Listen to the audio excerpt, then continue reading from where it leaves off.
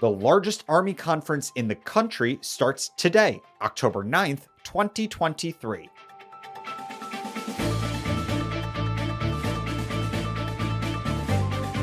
Good morning, Early Birds. I'm Jonathan Lehrfeld, and this is the Early Bird Brief, produced by Defense News and Military Times. Today, Defense News land warfare reporter Jen Judson joins the episode to discuss what to expect at this year's Association of the United States Army annual meeting. So Jen, thank you for coming to the episode today. Thank you for having me. So I've seen it, you've seen it a lot of times. It's a sight to behold. Could you explain for folks who don't know, what is AUSA? So AUSA is the biggest conference that the defense world puts on in the United States. It's very focused on the Army. It's been going on for many, many, many years. This will be my 13th time at the show. But this is a chance for every player in industry to show off what they're developing, what they're fielding to the Army, and a chance for Army officials to really hammer home some of the issues and policies that they're working on, and just to give the public a sense of what the Army is doing today and what they're watching out for.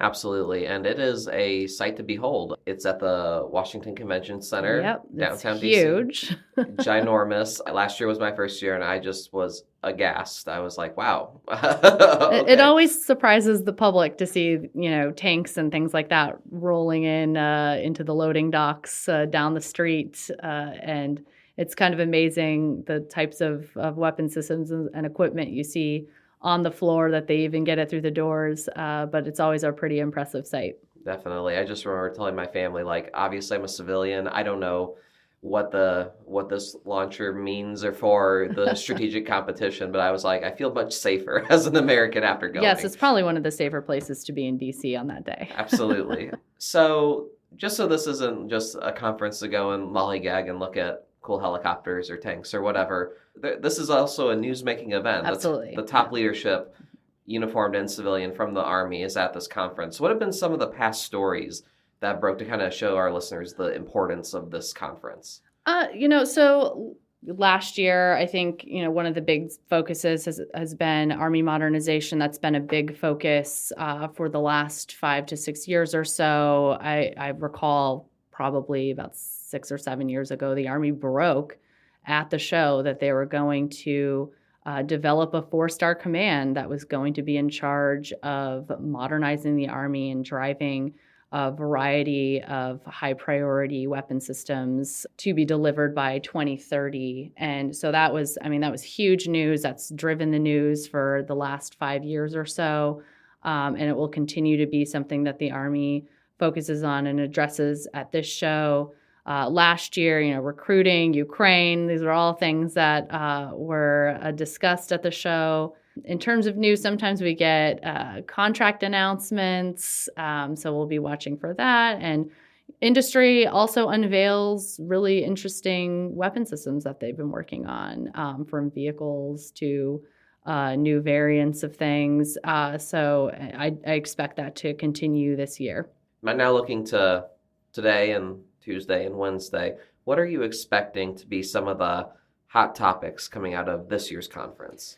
Yeah, so I think some of the bigger issues is the Army's going to be talking about their recruiting issues that they've had over the last couple of years. They've come in really short in terms of being able to recruit new soldiers. That's going to affect everything down to how they design force structure coming down the line here. So getting recruiting right now is going to be really important to get after the end strength that they need to be able to potentially face off against adversaries like China and Russia in the future. So I'm sure they'll be talking about recruiting reform plans. I know that the secretary is likely to address that in the opening ceremony this morning.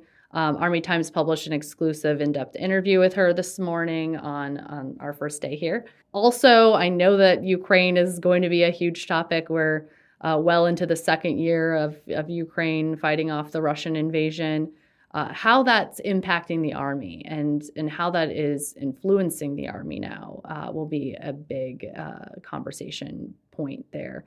The Army is going to be discussing improving quality of life for soldiers. Was some reporting recently about how terrible barracks have been and how the Army is going to try to improve that across the board by 2030. So maybe we'll get a sense of how they hopefully plan to do that. In addition to that, the service is going to continue to work on their modernization priorities to drive those weapon systems to be fielded by 2030. There's going to be new helicopters, new combat vehicles, new missiles, new air and missile defense systems, new network capability. So there's a lot happening in that area that I'm sure that the Army will have some updates for us there as well. And also how the Army is driving towards a fully transformed and modernized Army by 2040, taking all the capabilities that they'll field in 2030 and be able to put those in formations in the right way. The Army will basically have gone through an entire redesign by 2040. So that will be a big point of conversation as well. And so you said this is it's a two-parter, it's the uniform side, the Army side, but then also industry comes and shows off what they got or what Absolutely. They could possibly have in the future. What do you think industry is going to bring to the show this year? Yeah, so, obviously industry has been looking at the National Defense Strategy. The Army wants to pivot strongly to the Indo-Pacific theater, how they can contribute there. At the same time, thinking about what we're learning in Ukraine, how the Army needs to transform. So I'm sure industry is going to have a lot of ideas and a lot of things that point to capabilities that would be effective both against potentially a threat like Russia or China. And, the problem set in the Pacific is so high that if you're able to solve problems there, you can probably solve them anywhere. So in terms of what industry is going to probably bring to the table is the Army is going to be laser focused on how to improve counter UAS systems, unmanned aircraft systems. And so industry is most likely going to show tons of ideas on how to get after this. There's not a silver bullet to solve this problem. That what we're seeing in Ukraine with Russians and Ukrainians, there's an enormous proliferation of drones on either side used for just a number of different mission sets, from just surveillance to actual loitering munitions that can take out a tank, for instance. And so that's going to be huge, and there's going to be lots and lots of ideas around how to get after that. And electronic warfare is also going to be a big thing on the floor. Industry is going to have a lot of ideas and solutions and things that they're working on because the Russians are so good at electronic warfare. And we're seeing that in Ukraine. We need to have solutions to counter that. We need to have solutions to be offensive with that. The other thing I'm sure we'll see from industry is getting after a deeper magazine on the battlefield. So no doubt there will be ideas on how to make also command and control capability highly mobile on the battlefield, and gone are the days of being able to set up a tactical operations center in 2 hours or even let alone days. They want it to be able to move around the battlefield in minutes. So mobile command and control ideas.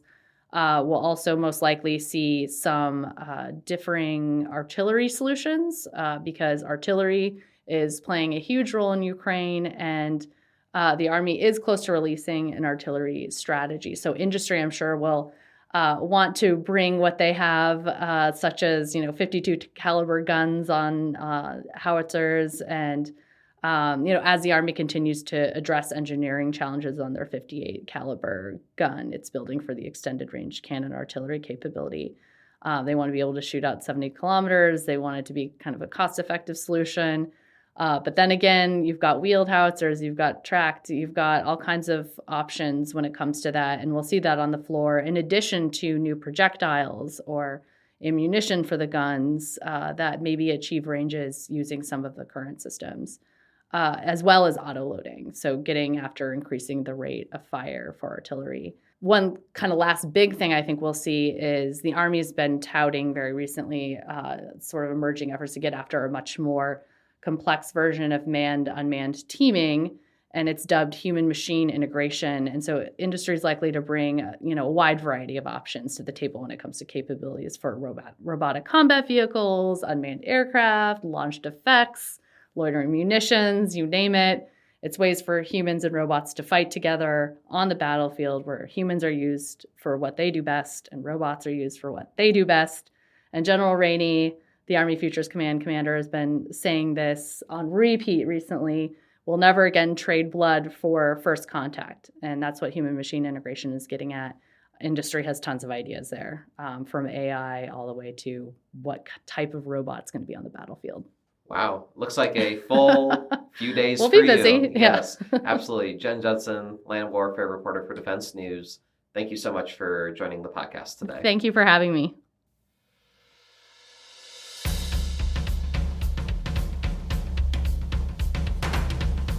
That's it for us this morning. To get more of the top stories and breaking news, go to defensenews.com/EBB to subscribe to the Early Bird Brief newsletter. Please give us a like, rating, and a comment wherever you get your podcasts, and be sure to follow us on social media @defense_news and @Military Times.